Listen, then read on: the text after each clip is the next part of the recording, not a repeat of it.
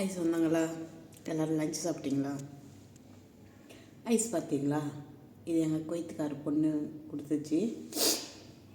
சின்ன வயசுலலாம் நாங்கள் 3 பேர் பொம்பளை பசங்க. அம்மா காசு கேட்டால் திட்டுவாங்க. ஒருத்தர் கொடுத்தா மீதி 2 பேர் கொடுக்கணும்னு சொல்லி சண்டை போட்டுப்போம். நாங்கள் 3 பேரும் ஏதாச்சும் வேலை சொன்னால் யாரும் முன்னாடி செய்து அவங்களுக்கு காசு தருவேன்னு சொல்லி எங்கள் அம்மா அப்படி எங்களுக்கு பந்தயம் வைப்பாங்க. நான் சமைச்சு வாசலெல்லாம் கூட்டி சாப்பாடு செய்கிறது, எங்கள் அம்மாவுக்கு தண்ணி காய வைக்கிறது, அப்படி எங்கள் அம்மாவுக்கு சின்ன சின்ன வேலையெல்லாம் உதவி செய்வேன். அப்போ 50 காசு கொடுப்பாங்க. நாங்கள் சின்ன வயசில் இருக்கும்போதெல்லாம் 50 காசு தான். இது மாதிரி குச்சி ஐஸு பார்த்தீங்களா? இந்த குச்சி ஐஸ்னால் எனக்கு ரொம்ப பிடிக்கும்.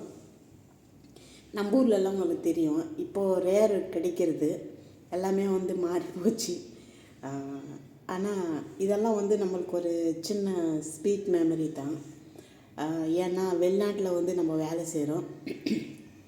காலையிலேருந்து நைட்டு வரைக்கும் வேலைன்னு ஓடிட்டே இருப்போம். நம்ம சொந்த விஷயத்துக்காக யோசிக்கிறதுக்கு நம்மளுக்கு டைம் இருக்காது.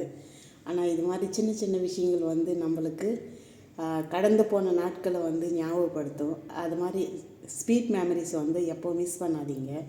கிடைச்சப்போ அதை சந்தோஷப்படணும். எங்கள் குட்டி பொண்ணு கொடுத்துச்சு, எங்கள் மேடம் கடைசி பொண்ணு. நான் அப்போயே இந்த ஐஸ் கையில் வாங்கினப்போ எனக்கு ரொம்ப சந்தோஷமாக இருந்துச்சு. ஏன்னா இந்த குச்சி ஐஸ்னால் எனக்கு ரொம்ப பிடிக்கும். கீழே குச்சி இருக்குது இல்லையா, அதனால் நான் அதை கையில் வாங்கினப்போ நினச்சேன் நம்ம வீடியோ பண்ணிக்கணும் அப்படின்னு சொல்லிட்டு.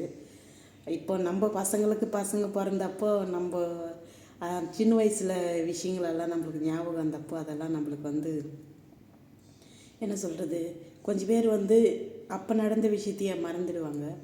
ஆனால் நான் சின்ன வயசுலேருந்து நடந்த எல்லா விஷயமே ஞாபகம் வச்சுட்டு இருக்கிறேன். நம்ம லைஃப்பில் நிறைய நம்ம கஷ்டம், சந்தோஷம், துக்கம் எல்லாம் நம்ம பார்த்துருப்போம்.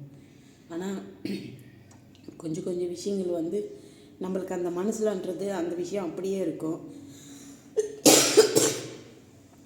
ஏன்னா எங்கள் அப்பா இருக்கிறப்போ நாங்கள் 3 பொம்பளை பசங்க. ஒரு அண்ணன் இருந்தார், 10 வயசு அப்பா அவர் இறந்துட்டார். அப்போ அப்பா என்னை ஆம்பல் பையன் மாதிரி தான் வளர்த்தாரு.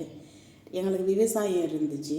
அப்போ எங்கள் அப்பாவுக்கு நிறைய வேலையில் நான் ஹெல்ப் பண்ணுவேன். எங்கள் மீதி 2 தங்கச்சிங்களை விட நான் அதிகமாக அப்பா கூட வேலை செய்வேன். நான் எப்படி இருக்கிறேன்னா எங்கள் அப்பா கூட அதே மாதிரி இருப்பார்.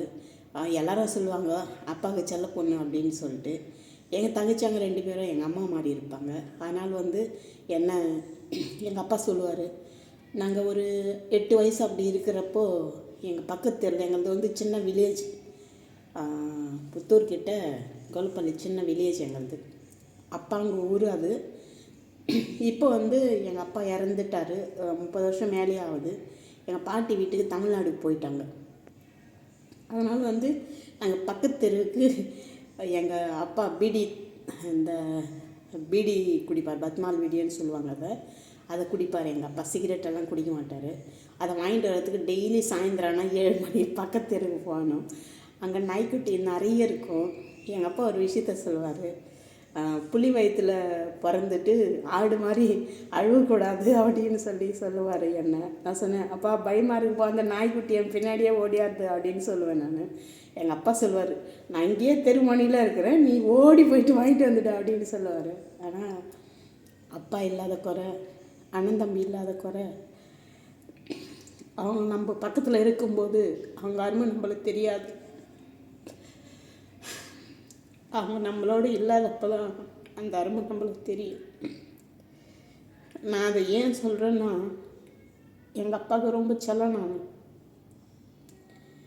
எல்லா வேலையுமே எங்கள் அப்பாவுக்கு நான் கூட உதவி செய்வேன்.